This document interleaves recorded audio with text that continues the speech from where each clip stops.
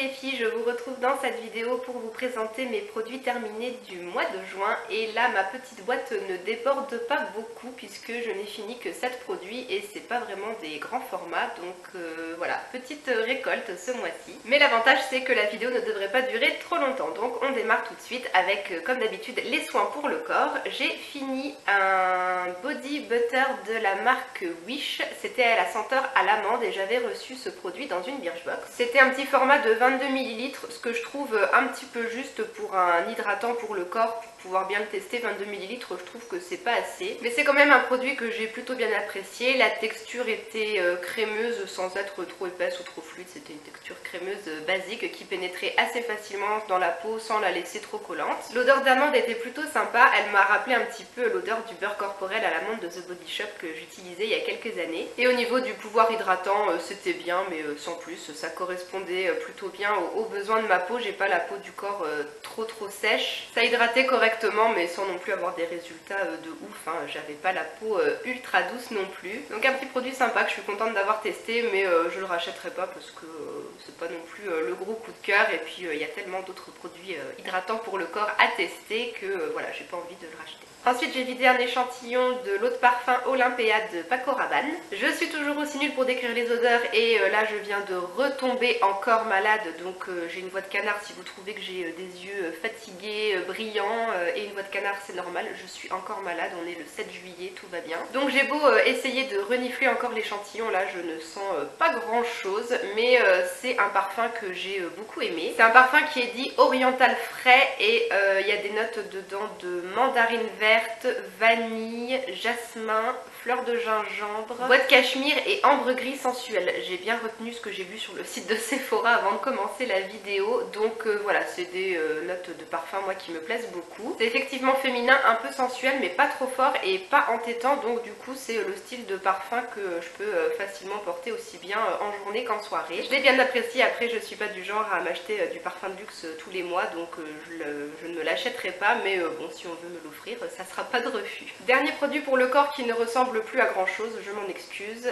Voilà ce qu'il m'en reste. C'était à la base une pierre d'Alain. C'était un gros bloc rectangulaire de pierre d'Alain et puis bon bah à force que vous l'utilisez, forcément le produit diminue et ça devient de plus en plus petit et j'ai fini par le faire tomber sur mon carrelage. Il s'est cassé en 2 morceaux et là je ne peux plus l'utiliser parce que c'est vraiment pas pratique d'humidifier ce tout petit bout de pierre d'Alain et puis de le passer sous les aisselles, c'est pas super. Mais j'avais prévu le coup et ça faisait déjà plusieurs mois que j'avais une autre pierre d'Alain en stock. Et celle-ci, elle m'a donc duré, je crois, pas loin de... ouais, 3 ans et demi, c'est ça. Je crois qu'elle m'a duré 3 ans et demi. Et donc bah moi ça fait pratiquement 7 ans que j'utilise uniquement de la pierre d'Alain sous mes aisselles le matin. Il m'arrive encore l'été d'utiliser du déodorant classique en cours de journée pour me rafraîchir quand il fait vraiment trop chaud. Mais sinon les matins c'est uniquement de la pierre d'Alain donc qu'on humidifie sous l'eau et ensuite on tartine ses aisselles avec la pierre d'Alain. Ça n'empêche pas de transpirer, quoique je trouve que moi je transpire quand même beaucoup moins qu'avant, mais la pierre d'Alain c'est surtout pour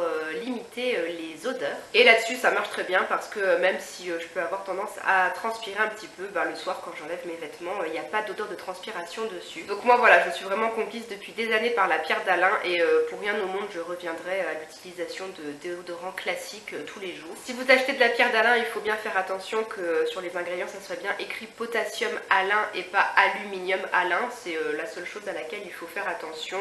Celle-ci je l'avais achetée il y a très longtemps dans une petite boutique dans le sud de la France. C'était près d'Avignon et ma maman en avait acheté 2 à l'époque, donc il y a presque 7 ans maintenant. Et donc bah voilà, j'ai fini la deuxième qu'elle m'avait achetée et donc du coup bah, j'en ai entamé une autre que j'avais commandée sur le site de Mademoiselle Bio. Pour les cheveux, j'ai enfin terminé, je suis pas mécontente de l'avoir fini. Celui-là c'est l'après-shampoing Soin démêlant Nutri Extrême Richesse de la marque De Sange. Pour les cheveux rêches, très desséchés, ternes, qui promet de nourrir intensément, redonner galbe, douceur et éclat. Et c'est un après-shampoing que j'ai pas vraiment apprécié et bah, du coup c'est dommage parce que j'avais acheté un lot de 2, donc j'ai encore un deuxième tube à utiliser. J'ai été plutôt déçue par cet après-shampoing parce que bah, j'ai pas trouvé qui nourrissait mes cheveux en fait. Je trouve au contraire que quand j'ai commencé à utiliser cet après-shampoing, que mes longueurs étaient beaucoup plus sèches qu'avant. J'appliquais le produit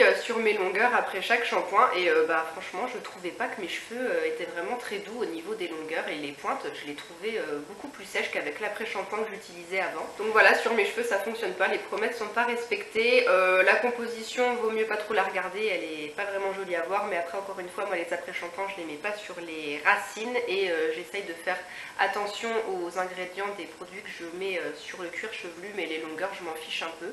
Et puis l'odeur aussi de cet après-shampoing j'ai pas vraiment apprécié, je trouve qu'elle me fait penser un peu à une odeur de vieux parfum de mamie qui aurait tourné, enfin c'est pas agréable, ça monte un petit peu à la tête et franchement j'aime pas. Du coup cet après-shampoing je ne le rachèterai pas et j'en ai quand même un deuxième à utiliser, mais là j'en ai commencé un autre d'après-shampoing, puis j'utiliserai l'autre flacon un peu plus tard, mais ça sera vraiment sans plaisir. Autre produit pour les cheveux que j'avais reçu dans une Birchbox, c'est le Silk Infusion de la marque Chi ou Ki, je ne sais toujours pas comment ça se prononce. Donc un petit format de 15 ml d'un soin capillaire qui promet plein d'actions et qui encore une fois a une composition bourrée de silicone et compagnie. Donc moi c'est un produit que j'appliquais uniquement sur les longueurs et les pointes. J'appliquais ce produit après mon shampoing les jours où je voulais me lisser les cheveux. Je laissais mes cheveux un peu sécher naturellement et quand ils étaient encore un petit peu humides, pas tout à fait secs, je répartissais un petit peu de ce produit sur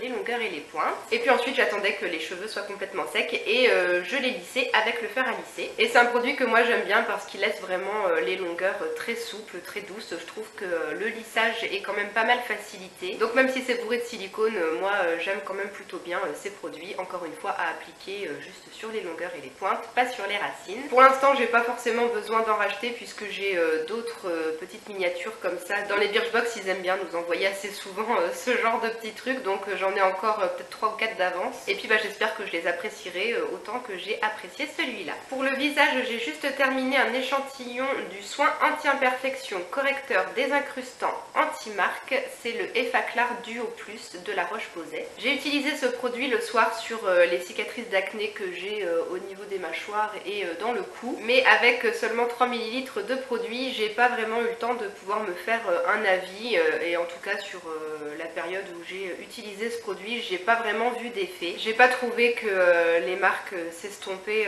un petit peu, que ce soit des marques récentes ou anciennes, j'ai rien constaté du tout, donc je pense pas que je le rachèterai. Mais par contre il y a le sérum correcteur anti-tache de la marque Kiehl's qui me fait quand même pas mal de l'œil parce que j'aimerais vraiment arriver à me débarrasser un petit peu de toutes les cicatrices que j'ai par ici. Enfin bon, quand je dis toutes les cicatrices, on croirait que je suis criblée de marques sur les mâchoires, mais non, il en reste un petit peu, c'est assez léger, elles sont plus trop visibles, enfin en tout cas avec un petit peu de bébé crème ou de fond de teint, elles sont assez bien dissimulées. Mais si je pouvais arriver à les estomper encore un peu plus et puis à arriver peut-être parfois à sortir de chez moi sans mettre de trucs sur ma peau pour cacher les cicatrices, je serais quand même bien contente. Donc du coup, si jamais vous avez déjà essayé le sérum Kiehl's ou si vous avez d'autres sérums qui aident un peu à faire disparaître les taches, les cicatrices, n'hésitez pas à me donner un petit peu vos conseils dans les commentaires. Et on arrive au dernier produit que j'ai fini pendant le mois de juin, c'est le Express Manucure White Soin Blanchissant de Maybelline. Donc c'est un soin pour les ongles jaunis et ternes. C'est un vernis que je m'étais acheté il y a plus de 4 ans pour essayer de faire quelque chose au niveau de mes ongles de pied qui avaient tendance à être un peu jaunes parce que je porte du vernis sur les ongles de pied quasiment toute l'année. Donc ça rend pas forcément service aux ongles, je le sais, mais j'aime pas trop voir mes ongles de pied sans vernis. Donc du coup j'avais acheté ce produit en me disant que peut-être ça pourrait aider le blanc de l'ongle à redevenir plus blanc et moins jaune. Mais bon, finalement j'ai pas vraiment vu d'effet. On va dire que le phénomène d'ongles jaunis ou ternes ne s'est pas accentué, mais c'est pas un soin qui va vraiment faire quelque chose aux ongles, c'est vraiment plus du maquillage, du camouflage. Quand vous l'appliquez, il y a un petit reflet un peu bleuté qui est sur l'ongle et donc du coup le bleu contrebalance le jaune et ça paraît effectivement plus blanc, ça donne quand même une illusion d'ongle un peu plus blanc, un peu plus propre et en bonne santé on va dire. Mais j'ai pas trouvé qu'en profondeur il y avait vraiment une action soin. Une fois que vous retirez votre manucure, que vous enlevez le vernis, vous retrouvez les ongles que vous avez quoi. Donc c'est pas un produit que je vais racheter, je vais me contenter d'utiliser utiliser les bases classiques que je mets sur mes mains.